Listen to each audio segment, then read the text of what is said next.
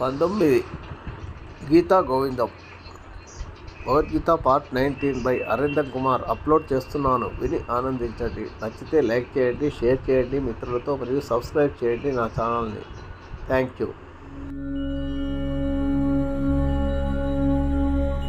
Lakkaraju Muralidhar Rao astro and remedies ఛానల్కు subscribe చేసుకోండి. శ్రీ గురుభ్యో నమః. గీతామకరందంలో 19వ రోజు. వ్యాసాయ విష్ణురూపాయ వ్యాసరూపాయ విష్ణవే నమో వై బ్రహ్మనిధయే వాసిష్ఠాయ నమో నమః.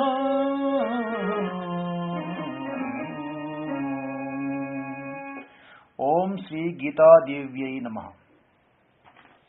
వసుదేవసుతం దేవం కంసచాణూరమర్దనం దేవకీ పరమానందం కృష్ణౌ వందే జగద్గురు.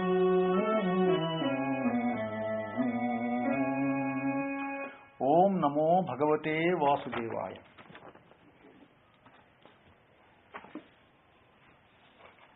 5-6 శ్లోకాల్లో కూడా పాండవుల యొక్క వైపునటువంటి వీరులు వాళ్ళ యొక్క సాహసము, వాళ్ళ ధైర్యాన్ని కూడా కలిపి చెప్తున్నాడు దుర్యోధనుడు ద్రోణాచార్యుల వారికి.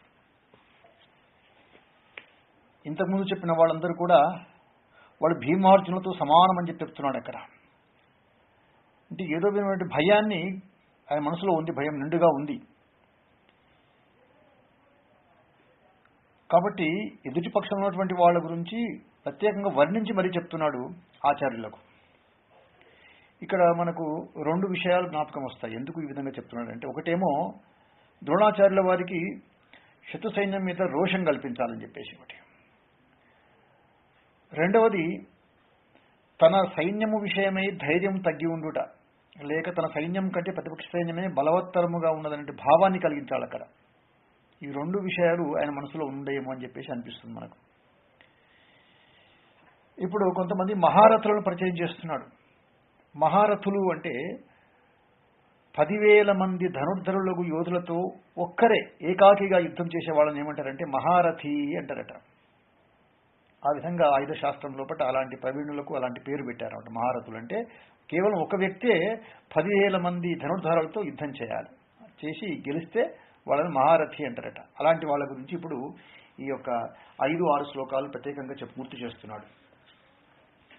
దృష్టకేతుశ్చేకితానహం కాశీరాజశ్చ వీర్యవాన్ పురుజిత్ కుంతి భోజశ్చ శైబశ్చ నరపుంగవః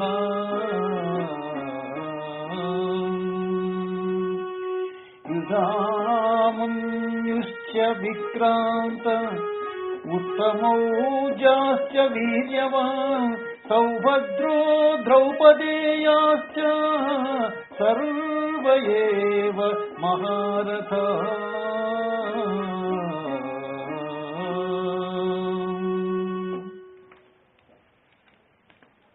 ఇక్కడ వీళ్ళందరినీ పరిచయం చేస్తున్నాడు, తింటున్న వాళ్ళందరినీ కూడా అన్నమాట.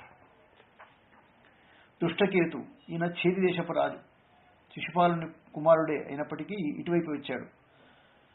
నకులుని యొక్క భార్య, ఎందుకంటే నకులుని భార్య పేరు శృణుమతి, ఆమె ఈ యొక్క దుష్టకేతు యొక్క చెల్లెలు.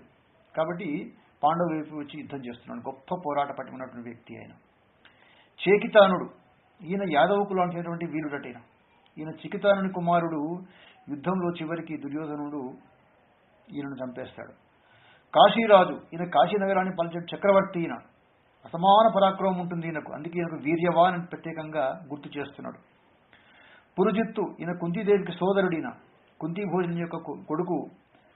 మరి ధర్మజ భీమార్జునులకు కూడా ఆయన మేనమామవుతాడు కాబట్టి ఆయన పురువంశీయులను జయించింది కాబట్టి పురుజిత్తు అని చెప్పేసి ఆయనకు బిరుదు. కుంతిభోజుడు, ఇతడు పురుజిత్తు యొక్క సోదరుడు. ఈయన తండ్రి అయిన కుంతిభోజుని పేరే ఈయనకు అదే పేరు పెట్టారు కాబట్టి కుంతీదేవికి సోదరుడు ఈయన.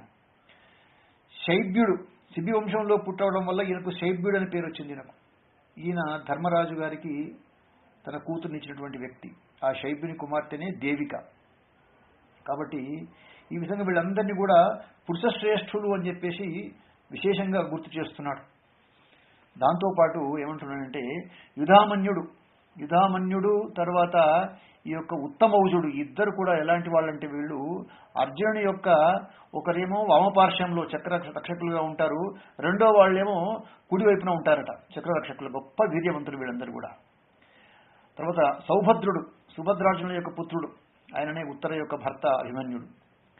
ఇక ద్రౌపది కుమారుల గురించి కూడా పరిచయం చేస్తున్నాడు. ఉపపాండవులు వాళ్ళు కూడా యుద్ధంలో ఉన్నారు అని చెప్పేసి. వాళ్ళ లోపల ప్రతివింధ్యుడు, శృతసోముడు, శృతకీర్తి, శతానీకుడు, శృతసేనుడు, ఈ 5 కూడా ఉపపాండవులు. వీళ్ళ యొక్క పేర్లు ఇవి. కాబట్టి వీళ్ళందరికీ ఏమంటున్నాడు, వీళ్ళందరూ కూడా మహారథులే అంటున్నాడు. అంటే వీళ్ళు ఒక్కొక్కరే ఆ విధంగా ఇంతకుముందు చెప్పుకున్నాం కదా మనం, ఒక్కొక్కరి 10,000 మంది ధనుర్ధరుల యోధులతో ఏకాకిగా వాళ్ళు యుద్ధం చేసేటువంటి శక్తి ఉన్నవాళ్ళు అని చెప్పేసి గుర్తు చేస్తున్నాడు. ఈ విధంగా పాండవ పక్షంలో ఉన్నటువంటి వీరులను గూర్చి చెప్పి ఇప్పుడిక తన పక్షంలో ఉన్నటువంటి ప్రధానమైనటువంటి యోధులను గురించి వర్ణన చేస్తున్నాడు. ఎందుకంటే అది కూడా చెప్పాలి కాబట్టి పూర్తిగా నిరసపడకూడదని చెప్పేటువంటి ఉద్దేశంతో ఆ విషయం ఇప్పుడు గుర్తు చేస్తున్నాడు. అది 7వ శ్లోకంలో చెప్తున్నాడు ఆ విషయం. అస్మాకం తు విశిష్టాయే తాని బోధ ద్విజోత్తమా నాయకా మమ సైన్యస్య సంజ్ఞాతం తాన్ బ్రవీమి.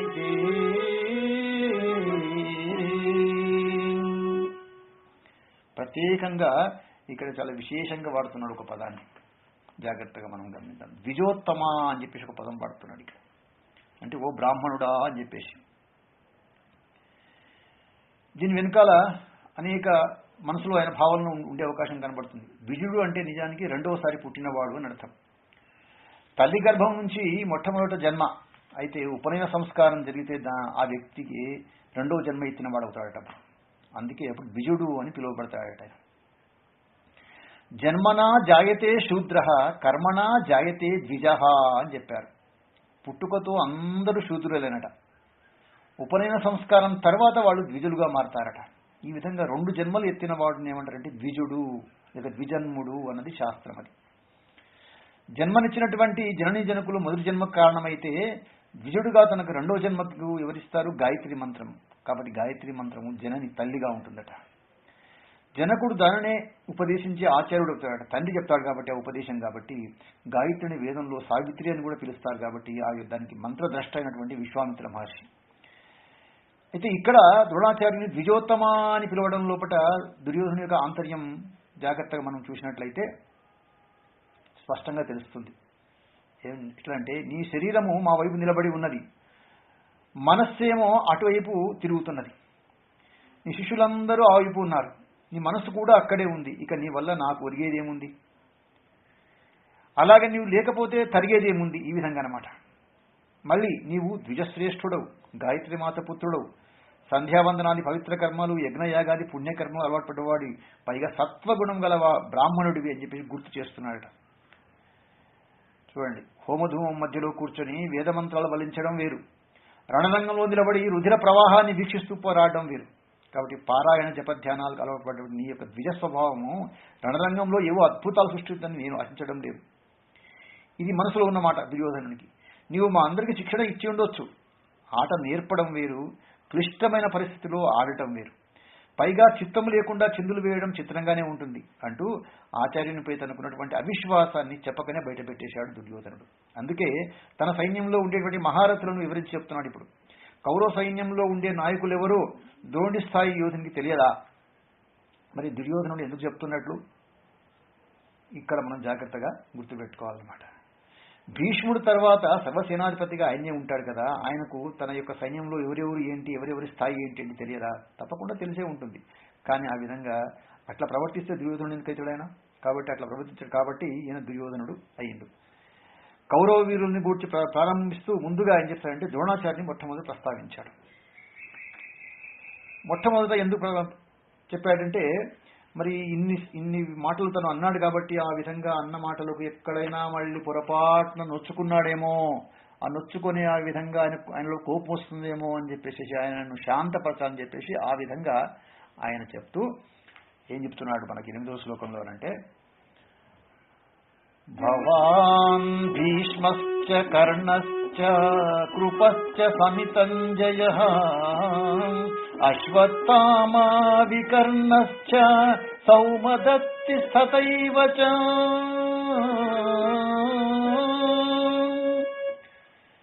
మొట్టమొదటి భీష్ముని పేరు చెప్పడం లేదు, భవాన్ అంటున్నాడు మొట్టమొదట. ఎందుకంటే ఇన్ని మాటలు అన్నాడు కాబట్టి ఆయన నొచ్చుకుంటాడని చెప్పేసి మొట్టమొదట ద్రోణాచార్యుల గురించే ప్రస్తావన చేస్తున్నాడు ఇక్కడ.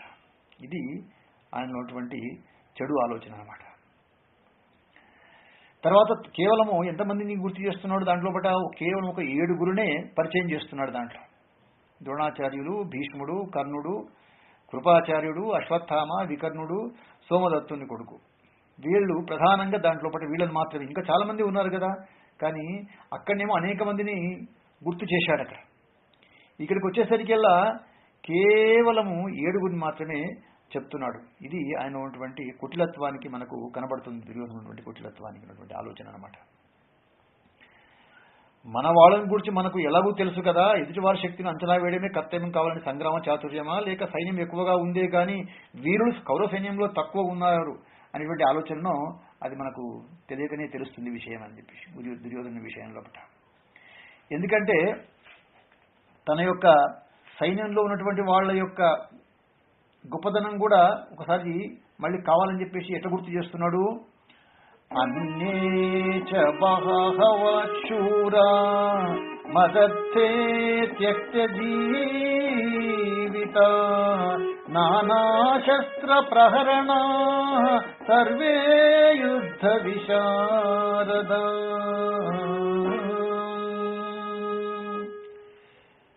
ఇది మనకు ఇక్కడ మిగతా వాళ్ళందరి పేర్లు చెప్పడం లేదు చూడండి. సర్వే అనే ఒక పదం లోపల అంతా మొత్తం పూర్తి చేసినట్లు చెప్తున్నాడు మనకు దీంట్లో. ఇది రాజుగారి యొక్క వాక్ చాతుర్యం. వీళ్ళందరూ కూడా అనామధేయులు, తన కోసం ప్రాణాలు ధారపోసి వచ్చారు అంటున్నాడు. ఇది ఒక నిజానికి చెప్పాలంటే భావదారిద్ర్యం. వాళ్ళందరూ తన కొరకు ప్రాణాలు త్యజించే వచ్చారు అంటే ఇంతకుముందే వాళ్ళ ప్రాణం పోయినట్లే కదా అనిపిస్తుంది మనకన్నమాట. కాబట్టి ఇదంతా కూడా ఒక భయంతో చెప్పడం. త్యక్త జీవితా అనే మాట నిజానికి అది అశుభ సూచకం. అది ప్రాణాలు త్యజించి వచ్చారు అనేది మాటలో వినబడుతున్నా ప్రాణాలు త్యజించబోతారనేది మనస్సులో కనబడుతూనే ఉంది ఆయనకు.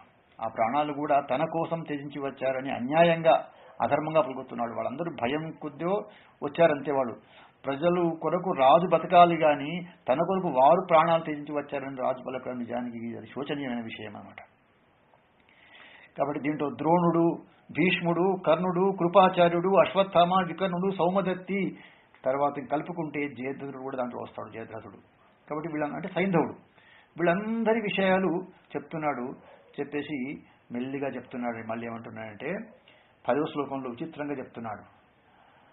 అపర్యాప్తం తస్మాకం బలం భీష్మాభిరక్షితం పర్యాప్తం పిదమేతేషాం బలం భీమాభిరక్షితం.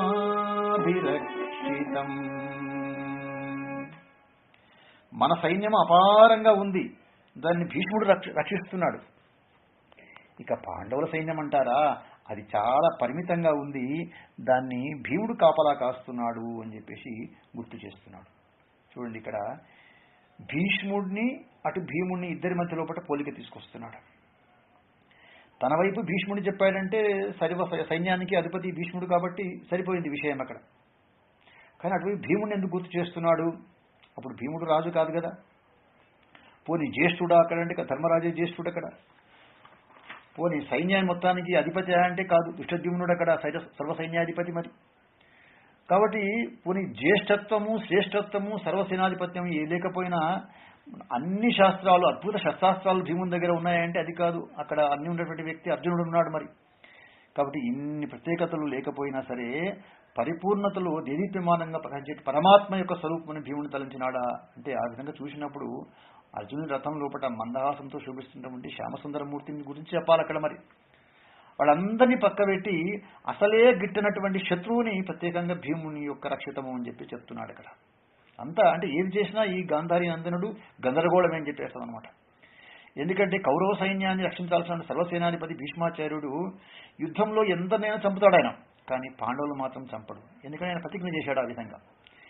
ఇక భీముడు అంటారా, ధృతరాష్ట్రుని కొడుకులందరినీ నేనే వధించి తీరుతానని చెప్పి ప్రతిజ్ఞ చేసి ఉన్నాడు ఆయన. ఈ రెండు కూడా దుర్యోధను యొక్క మనస్సులో పెట్టున్నాయంటే సాగర కిరటాలలాగా ఎగిసి పడుతున్నాయట. అందువల్ల భీముల్ని ఉదాహరణగా మన ముందర తీసుకొచ్చాడు. భీష్మలో ఉన్నటువంటి భీమ అని 2 అక్షరాలు తీసుకపోతే షకారం మిగిలిపోయింది కదా అని చెప్పేసి ఆ విధంగా మనసులో పెట్టుకున్నాడు. ఓ నేనే గొప్ప అని చెప్పేసి ఆ విధంగా. ఇది మనం జాగ్రత్తగా గమనించినట్లయితే భీష్ముడేమో సర్వసేనాధిపతి, గొప్ప యోధుడు.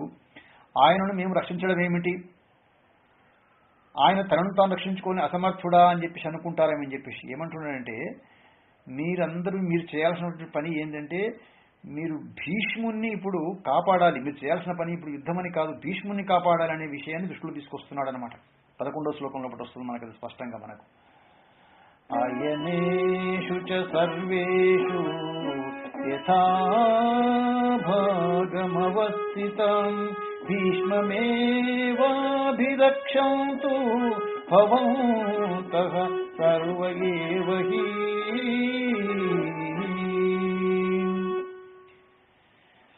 కాబట్టి దుర్యోధనుని గుండె లోపట ఒకవైపు నిరాశ కాలు వస్తున్నాయి, మరోవైపు తన పక్షం నిలబడినటువంటి నాయకుల మీద అనుమాన మీడలు వస్తున్నాయి. ఈ దశలో ఒక్క భీష్ముని మీద తన ఆశలన్నీ ఉన్నాయి. కాబట్టి అందరూ కలిసి భీష్ముని రక్షించండి అని చెప్తున్నాడు అనమాట. భీష్ముడు తనంతా రక్షించుకుంటాడు, కానీ ఆయన చేసినటువంటి ఆ శపథం వల్ల పాండవులను ఏం చేయలేడు. కాబట్టి పాండవులే ఈయనను చంపేస్తారేమో అని చెప్పేసి, కాబట్టి భీష్ముని రక్షించుకోవాలని చెప్పేసి ద్రోణాచార్యుల వారికి ప్రత్యేకంగా గుర్తు చేస్తున్నాడట దుర్యోధనుడు. అప్పుడు దుర్యోధనుడు ఈ విధంగా పేలుతున్నా ఒక్క మాట అయినా పలకినటువంటి ద్రోణుని యొక్క మౌనాన్ని భీష్ముడు అర్థం చేసుకోలేని వాడు కదా. కాబట్టి ఈ దారుణ పక్కనే ఉన్నాడు కదా, ఈ దారుణ సన్నివేశాన్ని ఇక కొనసాగించడం శ్రేయస్కరం కాదని భావించిండేమో మహానుభావుడు. అప్పుడు చేసినటువంటి పని ఏంటంటే తన యొక్క శంఖనాదంతో ముందుకు వస్తున్నాడు. ఎవరు వస్తున్నారంటే మన యొక్క భీష్మ పితామహుడు అనమాట. అనే విషయాన్ని సంజయుడు విషయం చెప్తున్నాడు.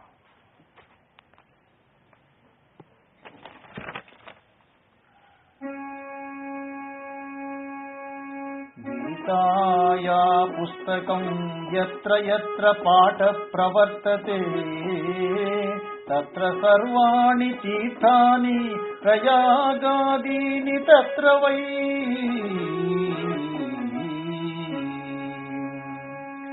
సర్వం శ్రీకృష్ణార్పణమస్తు.